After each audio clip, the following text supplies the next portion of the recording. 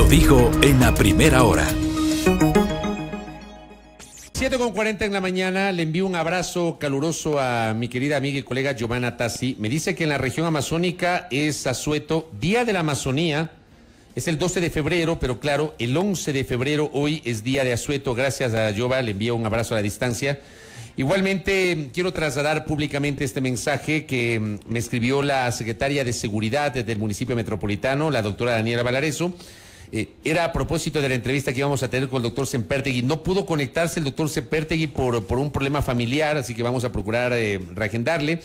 Dice, a nombre de todos los funcionarios municipales de este y otros cantones, de los provinciales y los nacionales e internacionales que estuvimos estos días en el puesto de mando unificado, principalmente de la Secretaría de Seguridad de Quito, nuestro agradecimiento al señor rector de la Universidad Central del Ecuador, al doctor Fernando Sempertegui, a él y a sus alumnos que ayudaron en el almacenamiento y armaron kits todos los días, lo que nadie vio, pero se vivió gracias a la generosidad de la Universidad Central del Ecuador. Ojalá que la próxima semana podamos tener el diálogo con el doctor Fernando Sempertegui.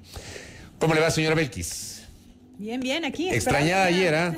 Extrañada ayer que me dejó solito. Sí, pero ya estamos aquí, ya estamos. Bueno, tú me decías que hasta ayer debía emitirse el reglamento de las últimas reformas a la ley de tránsito. Cuéntame, ponme un poquito en contexto eso. Bueno, las reformas están vigentes prácticamente desde el año pasado, cuando ya fueron aprobadas. Desde agosto, ¿no? Desde agosto del año pasado, cuando fueron aprobadas, tras el segundo y definitivo debate por la Asamblea, pasó al Ejecutivo y bueno, están en vigencia.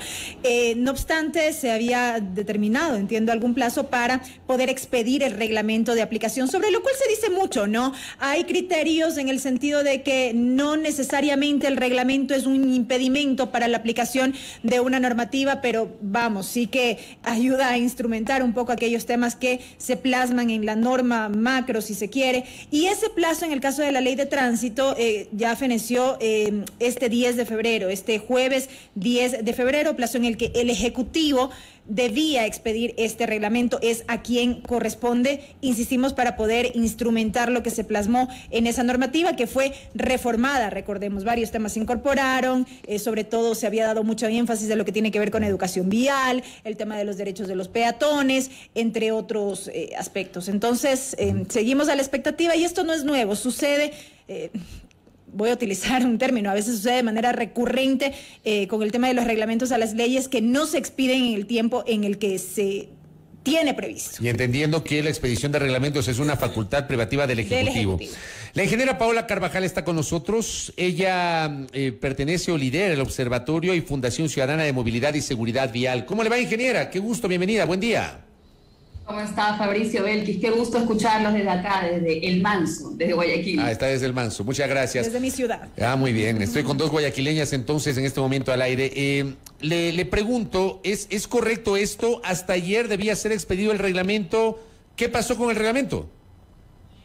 Bueno, yo creo que como dicen por acá, esa es la pregunta del millón. El reglamento, según lo que determinó la Asamblea, tal cual lo dijo Belkis, la Asamblea, la ley se publicó el 10 de agosto del año pasado, en la cual determinó 180 días para que se emita el reglamento, que también, como lo dijeron, era una potestad del Ejecutivo.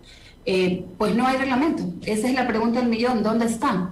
Y claro, uno podría decir lo que comenta todo el mundo, no es tan importante, no es necesario, ya está la ley, pero en este caso, si realmente hay un compromiso por la vida, el reglamento es fundamental.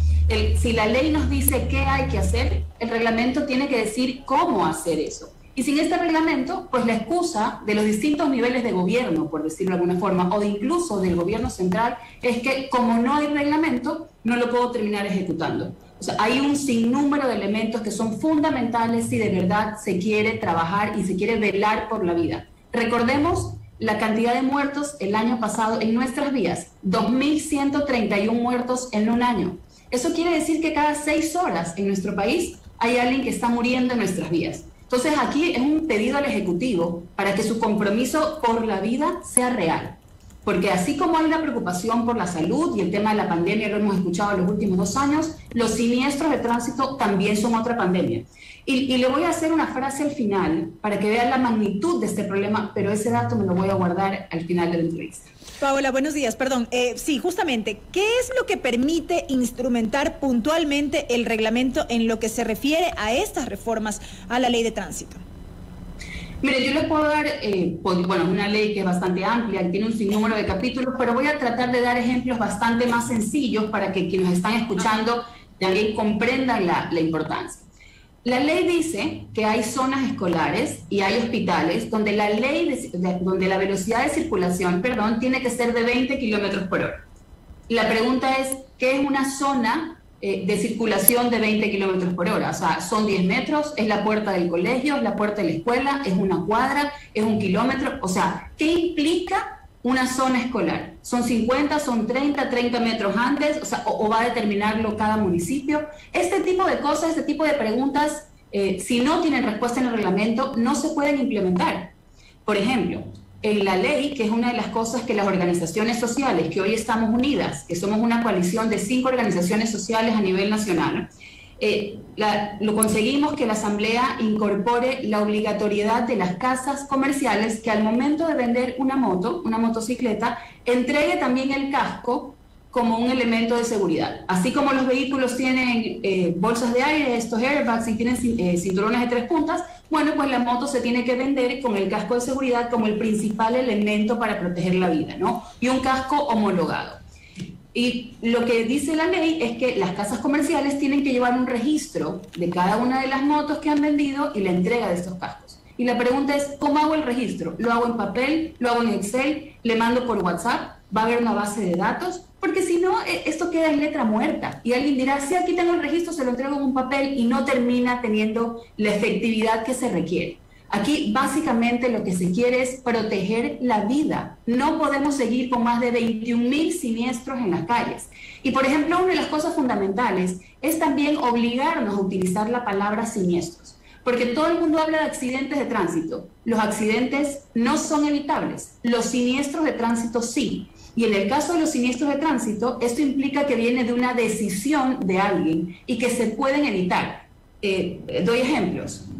Alguien dice, es que iba a exceso de velocidad, un accidente de tránsito. No, fue un siniestro de tránsito porque el conductor tomó la decisión de ir a exceso de velocidad o porque la infraestructura se lo permitió.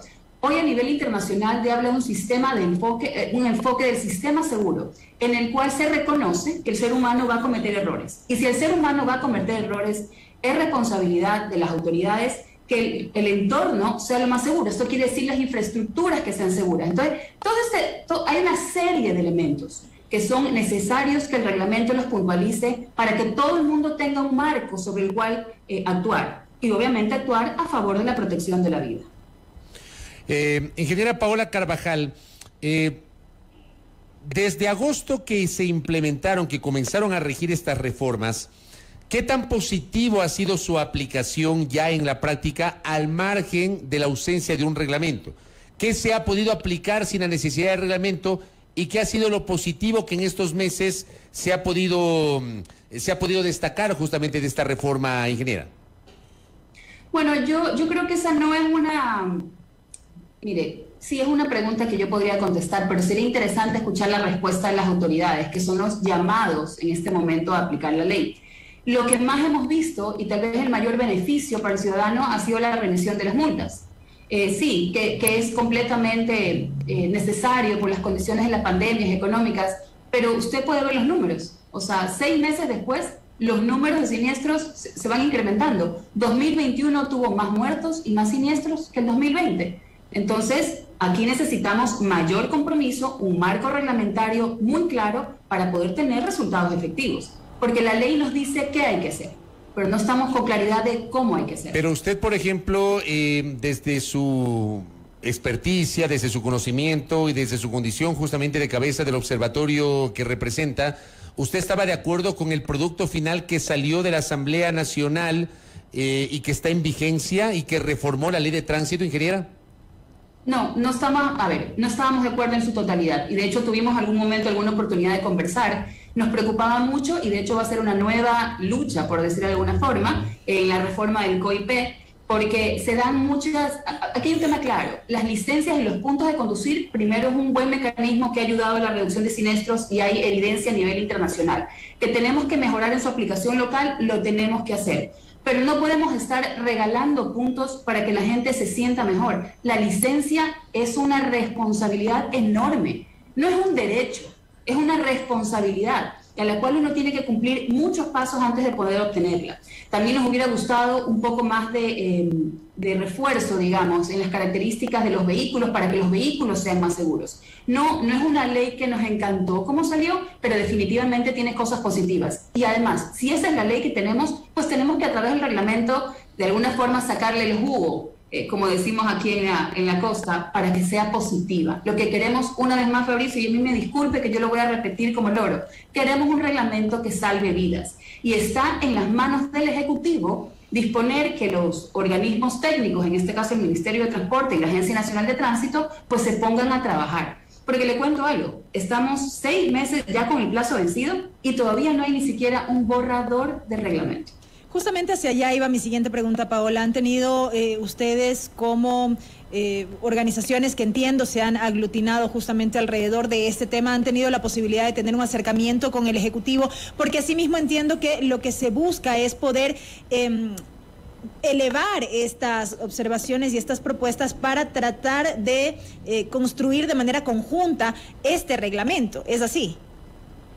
Sí, han existido algunas reuniones, no las suficientes, algunas reuniones en que se han comprometido en que vamos a poder hacer alguna mesa técnica para trabajar, pero lo que necesitamos es efectividad. Lo que necesitamos es un compromiso que diga, ok, nos vamos a tomar 30 días, 45 días fuera de plazo, pero se va a tomar el tiempo, en el cual vamos a dedicarnos realmente a generar este reglamento y obviamente en construcción con toda la sociedad. Eso es lo que hoy buscamos. Ya se acabó el plazo, no hay reglamento. Hoy, si realmente esto quiere ser más de un discurso de seguridad vial y queremos que muestren con acciones, un compromiso de decir mesa técnica, reuniones diarias si es necesario, y aquí hay un tema importante. Nosotros hemos puesto algunas comunicaciones como Coalición por la Seguridad Vial, en el cual ponemos todo nuestro contingente, nuestro conocimiento, nuestro tiempo, incluso con el apoyo de expertos internacionales, para ver cuáles han sido las mejores prácticas que se pueden aplicar en el país. Y eso es lo que pedimos, o sea, acción. Hoy lo que pedimos acción, no solo discursos, no solo tweets, no solo noticias, queremos acción, un cronograma claro para la construcción del reglamento. ¿Y ese cronograma no existe? No existe. Ayer hemos tenido algunas, le digo, no muchas, algunas reuniones con la Agencia Nacional de Tránsito, alguna reunión con el Ministerio, nos han dicho sí, que lo van a hacer, que lo están tratando de priorizar. No queremos una posibilidad, queremos una certeza. Un cronograma que nos diga, empezamos el lunes, vamos a trabajar 2 horas todos los días o vamos a trabajar una semana completa, pero vamos a sacar un reglamento que sea lo que necesitamos para precautelar la vida en nuestras calles. ¿Cómo debería ser construido ese reglamento, ingeniera? ¿Debería hacerlo directamente el Ejecutivo? Bueno, es una potestad o una facultad constitucional del Ejecutivo, la elaboración de los reglamentos, pero digo, en este caso, y por la naturaleza y por la sensibilidad de los temas del tránsito, transporte terrestre y seguridad vial, ¿debería abrir el Ejecutivo un abanico de diálogo con diversos sectores, el sector que usted representa, el propio sector de la transportación? No sé, ¿usted cree que debería socializarse justamente la construcción de ese reglamento?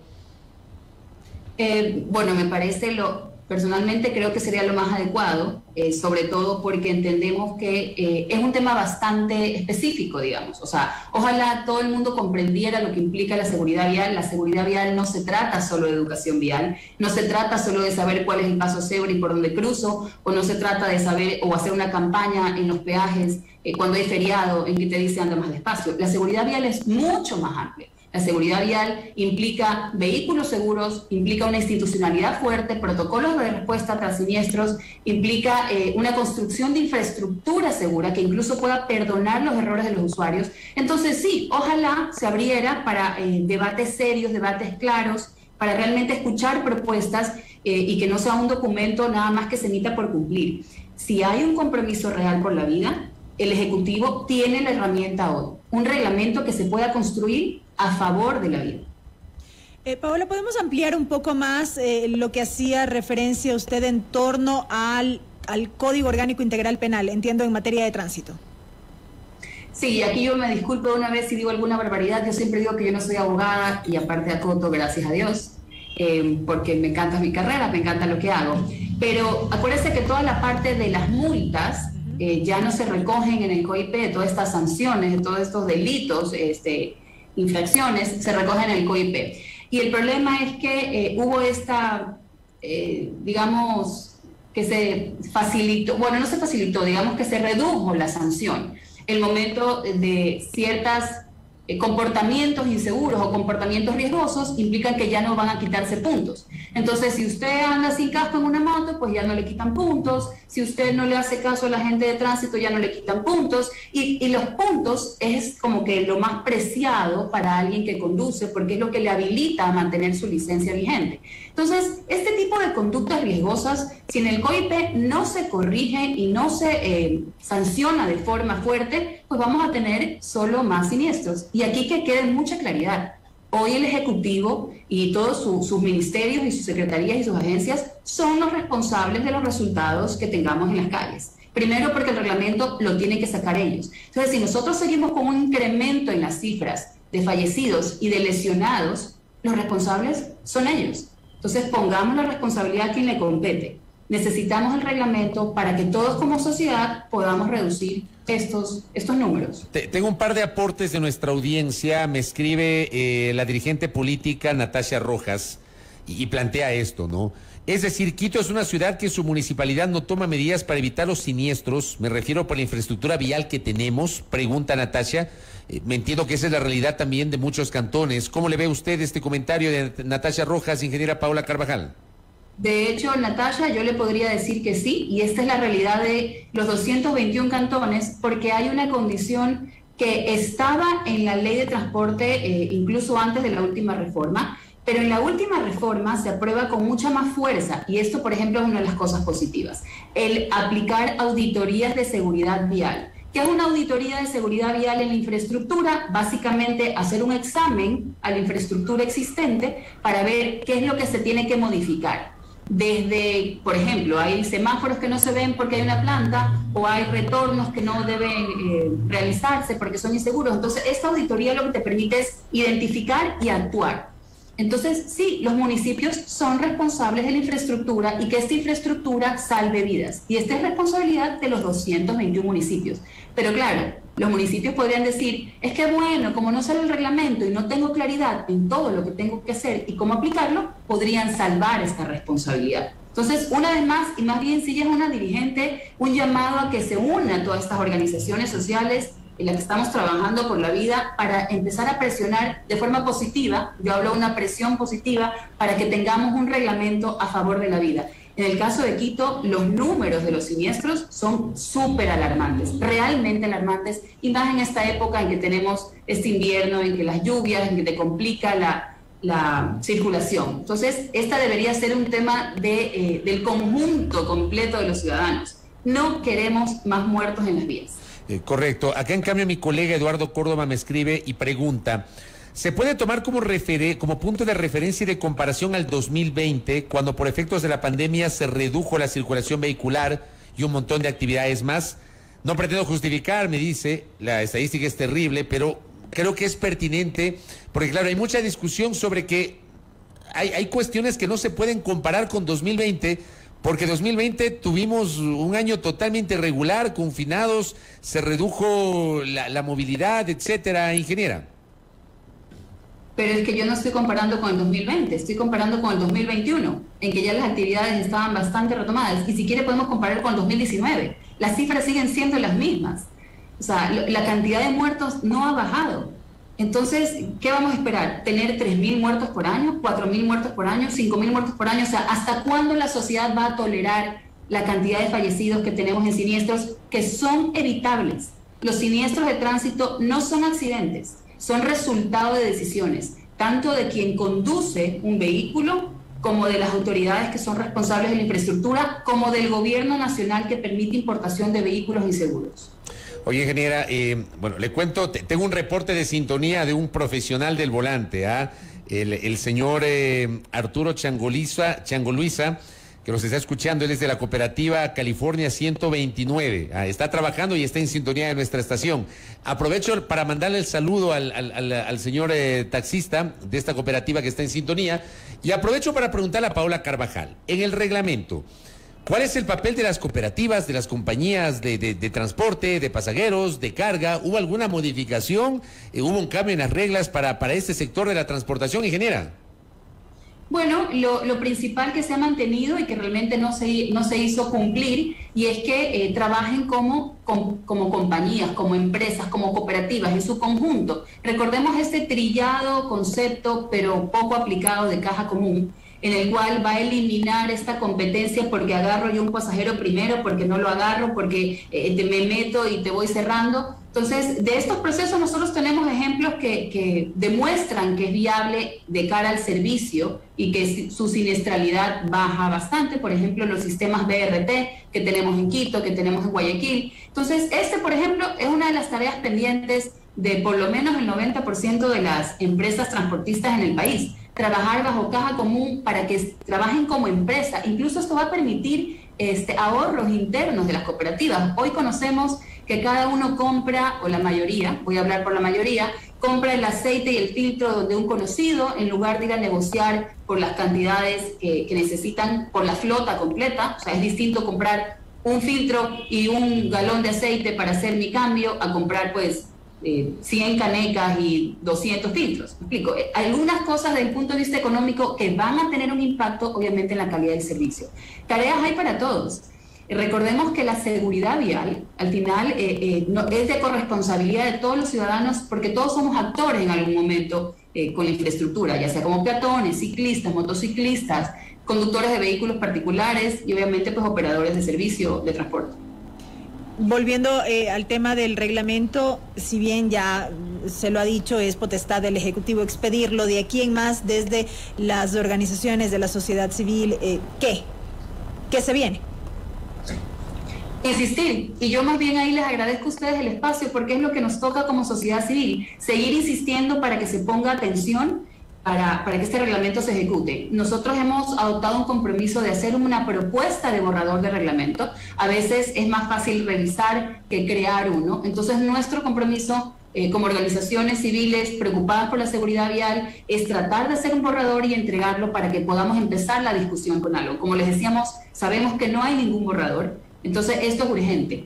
Y tenemos que presionar, y obviamente presionar pues también con trabajo y aportando para que el Ejecutivo lo pueda sacar a la brevedad. ¿Cuál es su opinión sobre la decisión adoptada en diciembre por la Agencia Nacional de Tránsito, que revocó los permisos y las frecuencias otorgadas en el contexto de la pandemia? Sobre esto, los afectados presentaron 2 recursos jurídicos ante una jueza de Santo Domingo en un caso y ante una jueza de Santander en el otro caso. En las últimas 2 semanas resulta que tanto la justicia de Santo Domingo cuanto la justicia de Santa Elena decidieron rever esa decisión inicial que había dejado sin efecto la revocatoria de estas rutas y frecuencias. Pero vamos a lo de fondo. ¿Cómo ve usted este tema? Bueno, yo le soy muy franca. Primero, me parece súper buena iniciativa, porque eso era un poco un secreto a voces durante los últimos años en la Agencia Nacional de Tránsito. En la época en que yo pude estar ahí, me gusta pensar que esto no ocurrió, pero porque yo estaba muy cercana a la emisión y a la revisión de los informes técnicos. Esto tiene mucha relación con cómo se justifica el informe técnico, porque es el informe técnico que te va a ir a directorio y que va a justificar la entrega de una ruta o un nuevo horario de salida que le dicen estas frecuencias, ¿no? Entonces, en principio, a mí la decisión me parece muy positiva, porque no tiene sentido, en efecto, es un tema de lógica, cómo voy a seguir otorgando rutas y frecuencias, como se le conoce, en plena pandemia. Mi única preocupación es que se haya hecho como de un paquete completo, o sea, es decir, todos son culpables. Yo ahí sí creo que se tendría que haber trabajado con un poco más de detalle para revisar si realmente todos los informes técnicos estaban mal hechos y no tenían sustento, o había alguno que lo hizo de forma correcta. Porque también recordemos que una cooperativa o una empresa puede pedir algo y puede pasar 1 año, año y medio antes de que se lo evalúen y se lo otorguen. Entonces, esa era un poco nuestra preocupación, y de hecho nosotros vamos a pedir una copia de todos los informes técnicos de estas 302 rutas que se otorgaron, un poco como veedores ciudadanos, para que el que no tiene sustento, bien retirado, bien revertido. O sea, es lo que se tenía que hacer por la seguridad vial. Pero el que tenía sustento, cuidado, estamos dejando a población sin servicio por una decisión que se tomó de un plumazo. Conceptualmente estoy de acuerdo, me preocupa el detalle, ¿no? Oye, ingeniera, ya que usted está en Guayaquil, voy a aprovechar la oportunidad de este enlace que tenemos con usted, porque había recibido esta mañana algunos señalamientos de oyentes y de internautas respecto del funcionamiento de la aerovía que se construye en el puerto principal. Yo, digamos, la he visto, siempre voy a Guayaquil, la he visto, no he tenido la oportunidad de subirme todavía a la aerovía, pero entiendo que el concepto original era establecer un mecanismo de transporte alternativo para la movilidad entre Guayaquil y Durán. No sé si ha cumplido con ese objetivo, si está sirviendo solo para temas turísticos o si es, como dijo alguno de los oyentes que nos escribió, un elefante blanco. ¿Le plantea a usted esa inquietud tomando en cuenta que está en el puerto principal, ingeniera? Bueno, primero, Fabricio, usted la próxima vez que venga, usted me avisa y yo lo llevo. Muchas gracias. Le tomo la palabra. Le cuento que es una experiencia o un paseo que realmente vale la pena, es muy bonito, es lindo ver la ciudad de una perspectiva distinta, ¿no? Aparte de cruzar el río, es muy bonito. Si ha servido o no, le soy franca, no tengo las estadísticas a la mano, no sé la cantidad de pasajeros que esté transportando a la fecha, pero en efecto está transportando. La última información que tuve es que llegaba a transportar alrededor de 10.000 pasajeros día, lo que implica que no es solo turístico, o sea que la gente ya lo va reconociendo y lo va tomando como alternativa. Y esto también recordemos que hay un tema de idiosincrasia local, que uno siempre tiene un poco miedo a lo distinto, ¿no? Entonces, en la medida en que este es un modo de transporte muy distinto, tal vez pues los ciudadanos tienen un poco de temor de probarlo, pero en el tiempo que lo prueben seguramente podrá ser una alternativa más. Como usted dijo en el nombre, era una medida de transporte alternativo. ¿Pero no pasa también por un tema de costos, quizá? Sí, probablemente, pero por eso digo, es una alternativa más. O sea, el que quiere, pues se va en su carro particular, el que quiere agarra bus de transporte urbano, el que quiere agarra la aerovía. Es una alternativa más y a mí personalmente el viaje o el traslado me gustó muchísimo y más bien los invito a todos a que lo prueben y Fabricio pues ya es compromiso la próxima vez que venga, me avisa. Ahí le aviso. Y lo llevo. Hasta le invito la tarjeta para que la tenga ahí de recuerdo. Muchas gracias, ingeniera. Le agradezco por estos minutos que nos ha concedido para hablar de los temas de tránsito, de los temas de seguridad vial y obviamente esperar a ver cuándo el Ejecutivo emite el reglamento a las reformas a la ley de tránsito. Gracias, ingeniera. A ustedes, Fabricio, el dato que me quedé pendiente de decirle, en estos 15 minutos que nosotros hablamos a nivel mundial, alrededor de 45 personas fallecieron en siniestros de tránsito. Esta es una pandemia más y a esto es lo que hay que ponerle atención. Qué barbaridad, qué cifra que acaba de darnos, qué cifra que acaba de darnos. Tremendo. Muchísimas gracias. Gracias, ingeniera, muy amable. A Paola Carvajal, ella es parte del Observatorio y Fundación Ciudadana de Movilidad y Seguridad Vial, conversando aquí en A Primera Hora sobre estos temas que deben merecer una adecuada atención por parte de las autoridades. Belkis decía algo que es real. Generalmente desde la aprobación de las leyes se establecen tiempos para definición de reglamentos y casi nunca se cumplen esos tiempos. De eso creo que Belkis, tú que estás en el día a día de los temas legislativos, creo que casi nunca se cumplen estos plazos, ¿no? Y hemos visto casos en los que han pasado años de normas expedidas sin reglamento para su aplicación. Por eso yo hacía referencia al inicio. También existe esta postura en el sentido de que no es cierto de que la falta de un reglamento impide la aplicación de la norma, pero es lo que decía también nuestra invitada. Hay aspectos muy puntuales que necesitan ser mayormente profundizados a través de este reglamento que no pueden ser expresados en la ley como tal, porque imagínate tú entrar en estos detalles en la norma mismo, las haría extremadamente extensas. Claro, y hay cosas, es un macro. Claro, hay cosas cuyas especificidades se lo hace por la vía de un reglamento y no tiene que constar en la ley. Hay cosas que deben constar en la ley y no tienen por qué constar en la Constitución. Para eso justamente es la legislación secundaria y aquí evidentemente hay una asignatura pendiente por parte de la función ejecutiva. Por otra parte, los temas de movilidad, y miren ustedes esa inquietud que planteaba Natasha Rojas en el curso de esta entrevista, el papel de las municipalidades. Hay que recordar que los temas de la transportación, de la seguridad vial y de la movilidad en las ciudades es una competencia de los cantones, no es una competencia del gobierno central. En el caso de Quito, por ejemplo, Quito, al igual que me parece 6 ciudades más, no sé si este número se incrementó en los últimos tiempos, pero originalmente 7 ciudades, las más grandes, tenían la competencia completa, eran los municipios catalogados en categoría A, tenían la competencia completa del tránsito, transporte terrestre y seguridad vial. Por ende, esas municipalidades se encargaban o se encargan de todo, incluyendo los temas de matriculación. Pero también hay un tema sobre la calidad de las vías. En el caso de Quito, por ejemplo, y lo he dicho en varias ocasiones, Belkis, amigos y amigas, las calles de Quito están destruidas. Quito necesita este año, y ojalá que se cumpla el anuncio, el ofrecimiento del alcalde Guarderas. Quito necesita una repavimentación integral. Hay calles en donde no se puede transitar. El otro día aquí en Amazonas, junto al Centro Comercial Caracol, Amazonas y Naciones Unidas, resulta que hay una alcantarilla. Una alcantarilla enorme, es un hueco enorme. Y ahí se van cayendo los carros. El rato que pasé por ahí, ¡paf! Sonó la llanta. ¿Y quién? El momento que se dañan las llantas, ¿quién paga por eso? Quito está destruida. O sea, ¿cómo garantizamos una movilidad, una seguridad vial eficiente con calles que son intransitables? ¿Ah? Y esta es una realidad no solo de Quito, o sea, que se comparte en diferentes ciudades del país. Yo ayer tenía la oportunidad de entrevistar a un asambleísta de una provincia amazónica y él hacía referencia también, por ejemplo, a la realidad en la Amazonía.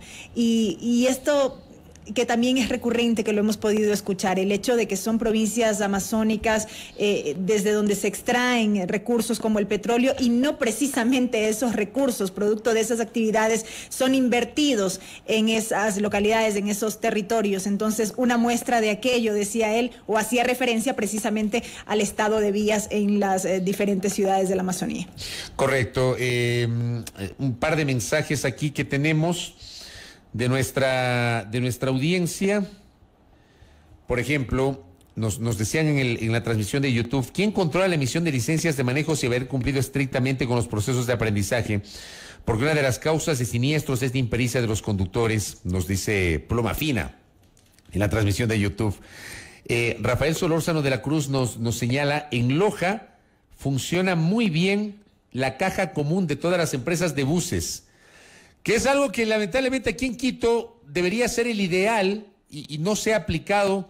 Ha habido muchas dificultades. Javier también nos dice, ¿por qué el gobierno no obliga a las importadoras de vehículos que vengan con mejor calidad de seguridad, más bolsas de aire, garantías de los carros, repuestos, etcétera, a Latinoamérica? Traen los peores de Europa y Estados Unidos.